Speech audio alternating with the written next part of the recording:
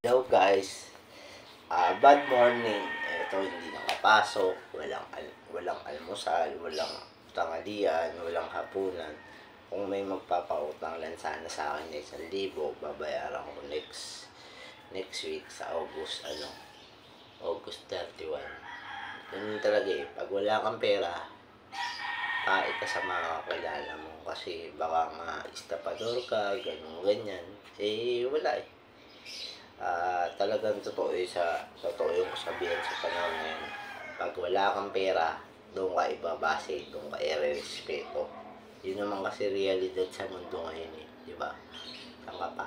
Full watch, comment, subscribe, bell, all alam na arat na. Sure will vlog. Tapos ito pang malupit. Ayun, hindi na nga ako nakapasok ngayon, baka di pa ako makapasok bukas. Di ba? Wala eh.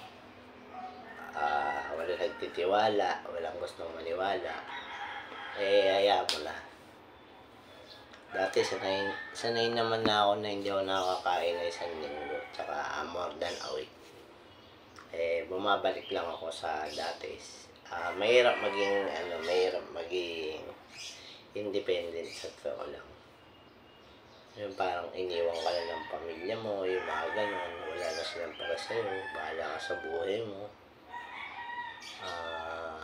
Total na pagtapos ka na ni mami, ito dyan, basta ikaw na bahala sa sarili mo, lumabang ka sarili mo, lumalaban na ako ng patas, kaso may time talagang magigipit ako kagaya ngayon.